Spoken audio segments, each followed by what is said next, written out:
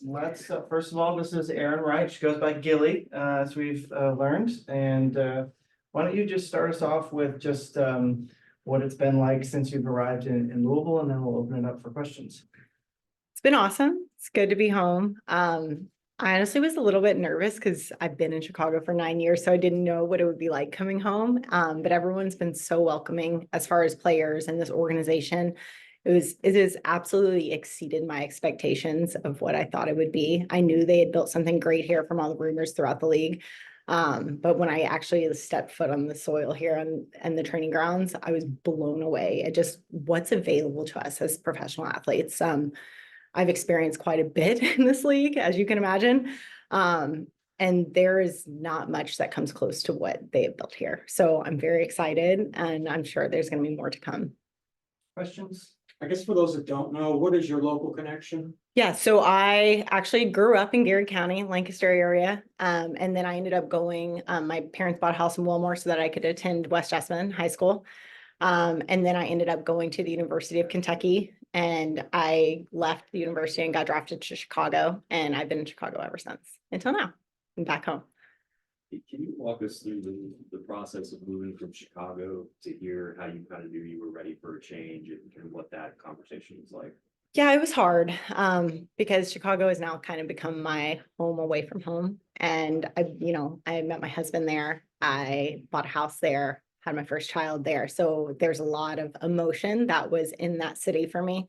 And I kind of helped build that club. And it was something I hold really, really near and dear to my heart. I'm kind of a person, I did that at the University of Kentucky. I wanted to go to, an organization that had big dreams and big aspirations. And that's kind of what Chicago was too. So it kind of felt just right for me. And that's why I stayed so long, because I wanted to build a legacy. But it was about year 2020, I had my son, and those thoughts of coming home kind of started to creep in. But I knew my family just wasn't ready. My husband has a job there that's great for him. And something about me, I felt like I had unfinished business. So it was this past season, this off season, I came home like 3 times. My dad was like, "Why are you coming so much? That's a lot of flying." Because I don't do the drive anymore. It's too far for me. So I drive or I fly. But there was just something, I had friends that were adding family members to their families. And I missed out on so many weddings. All my friends have houses now here in Louisville. And there was just something that just was like telling me I need to be here. And it was a lot of emotional conversations, with my owner in Chicago, my husband, my new coach now there, my GM. And it was hard to, leave and come here and have to do that ask.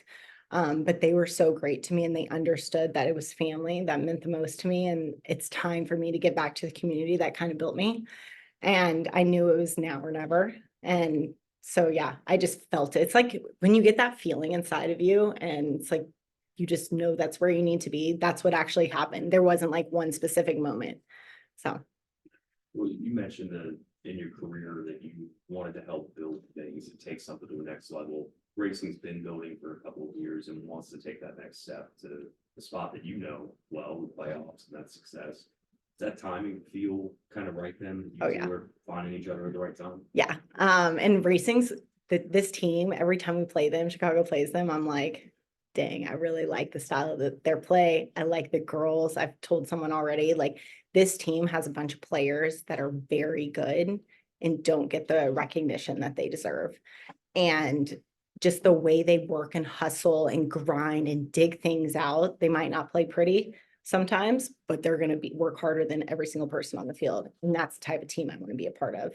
So for me to leave a place like Chicago, I needed that. And that is what Racing has. And I want to be a part of this organization and help them get to the playoffs. I want to help them do that push. And I think I can bring that veteran presence, that vocalness, that wisdom kind of what happens in this league and what it takes to get there. So actually you played against Racing quite a bit. Anything that surprised you from the training sessions early this season? Honestly, not really. Like I knew what all these girls were capable of. There's a few people that have some like crafty little tricks that I like didn't expect at practice, like Kayla Fisher, like she can turn you on a dime, so you got to be ready for it. But yeah, it's just like getting to know the person. I told Jalen, I was like, oh, I didn't know what to expect from you. I thought you might be a little bit of a mean girl, but she's such a sweetie. So it's more the personalities. I knew what all these players brought on the field. It's more getting to know them as people. A question from WHS Radio. What do you bring to the pitch for Racing Louisville? What do you see as your strengths, and then is leadership among the strengths for you? I'll start with the leadership. 100%. I do think I bring a leadership presence. I hope I do after this will be 10 years in the league. If I don't, I'm doing something wrong. But I do think I'm a very vocal player. I always tell people after practice, I'm like, I know I yelled at you a lot, but it was constructive yelling and like I'm trying to help. So I hope I can bring a vocal presence. I think over my years, my soccer IQ is really built and developed. So I think I can bring a lot of, wisdom into tactically what needs to happen in the game. When your coach isn't right there telling you what to do, I feel like I can do those quick fixes on the field. To put my player in the position that they need to be to, change the opposition. So those are things that I think I can bring. And I hope I can bring a little bit of goofiness to the locker room. I'm a bit of a goofy person in general, a bit quirky. So people tell me. So I hope I can only elevate this club. Since you've been in the league for so long, have you played with anyone here at Racing? Yes. At any point before? Abby Okay. Ursig. So we played together. That was actually the first person I called when I found out about all this. I was like, Abby, give me all the juice. So yeah, we played 1 year together in Chicago. Other than that, there's people I played against, obviously, but that's the only overlap. Actually, Maddie Picorni, she actually played in Chicago for a little bit. But that would be the only other person. Yeah. Do you think it's helpful to kind of know people going in, or do you like the challenge of coming into a whole new environment? Yeah, I kind of like the challenge of not knowing anyone. It makes you grow as an individual to get to know new people and to be in uncomfortable situations that might not feel normal to you. And I always say connections are the most powerful thing in this world. So the more people I can know, the more people I can touch, the better it is. You mentioned things here being maybe far and away the best you've seen in terms of what's available to you. What were the first couple things that jumped out where you were like, wow, we have this, and I haven't really had this before? This room for one thing, a film room. That's it. This is amazing. Yeah. We did film in a locker room in Chicago for quite some time. So having a film room, having a cafeteria where I can come in the morning and have breakfast provided to me that is, nutritionally beneficial to my diet that I need as an athlete.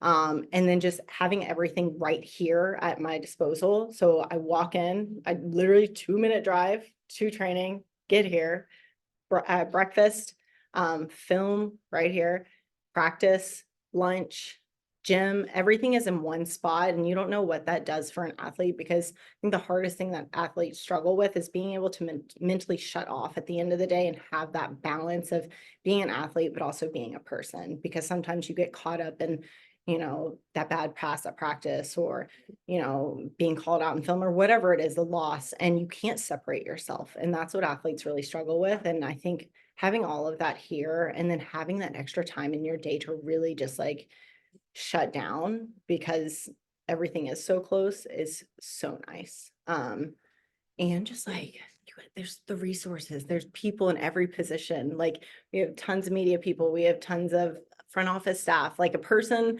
is in every position that you can imagine to do all the work so that you as a player can just come in and focus on playing. And that's something I'm not used to, and it's glorious. How are you gelling so far with Bev? Bev? Oh, she's wonderful. I don't know if anyone knows, but we actually played in the league at the same time together. So she's amazing. She understands family, which is big for me. I needed to come into an organization that having a son that understood what that balance would look like, being a mother and also being a player. And obviously she understands that.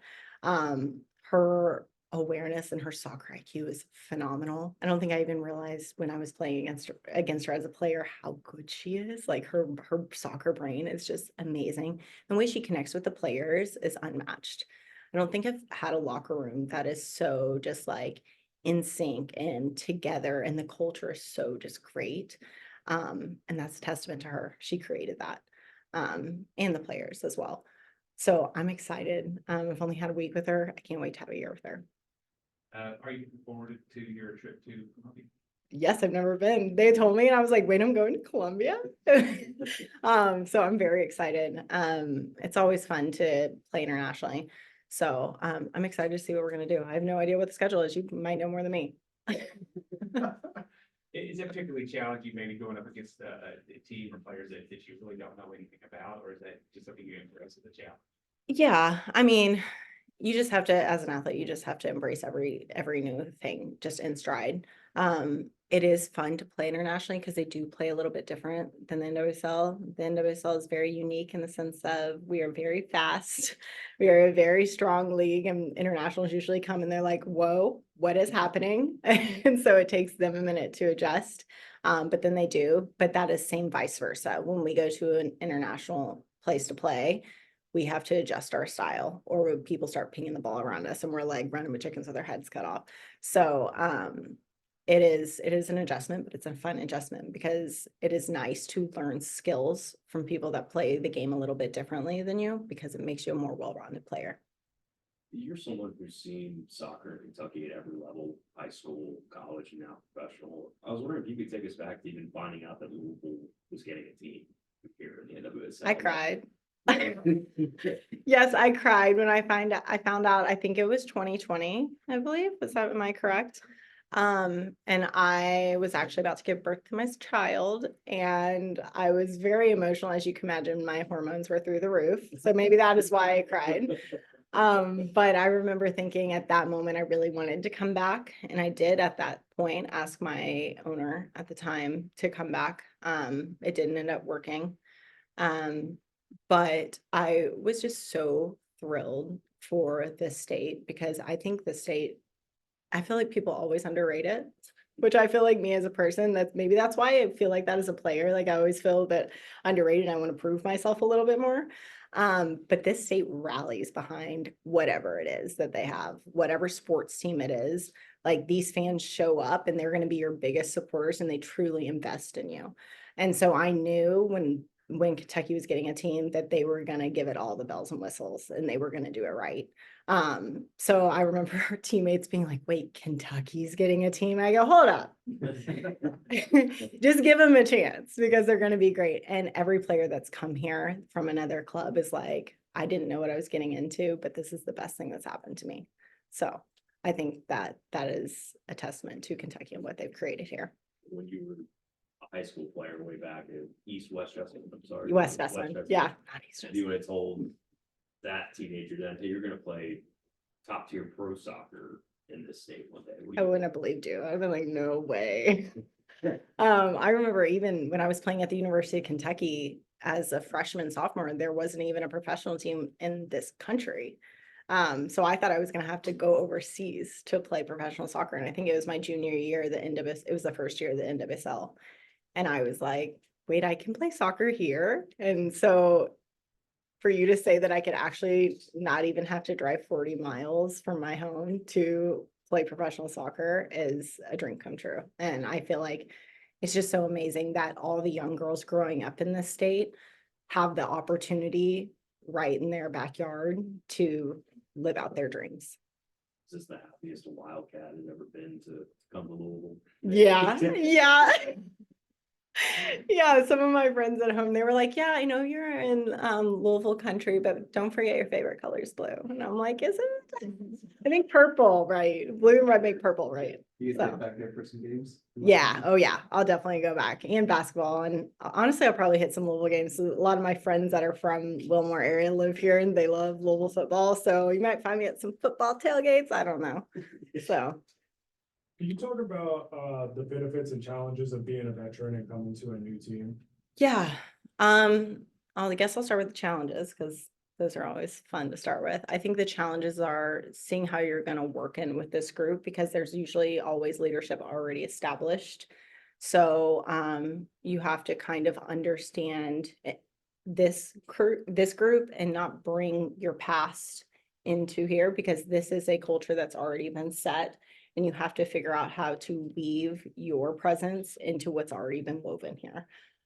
So that is probably the biggest challenge. And what was the first thing you asked? Benefits. of The being- benefits is just the plethora of experience I have.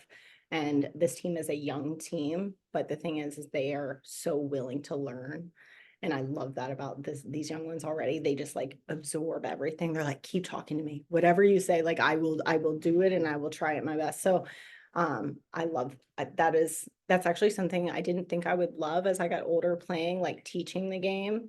But I find so much joy in it because as I get older, soccer to me is more like a game of chess, sort of. You kind of get to move pieces around. And I didn't see it like that when I was younger. I didn't even like watching film when I was younger, if I'm being honest. So yeah.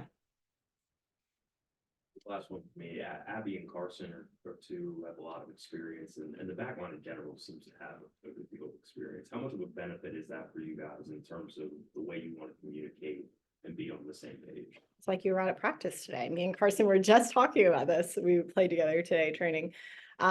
It's great. Like I already know exactly from playing with Abby, number one, and then playing against Carson for so long. I know her movements, I know her tendencies. So it's almost like you get out there and you don't even have to think or talk to each other. You know exactly where you're gonna be.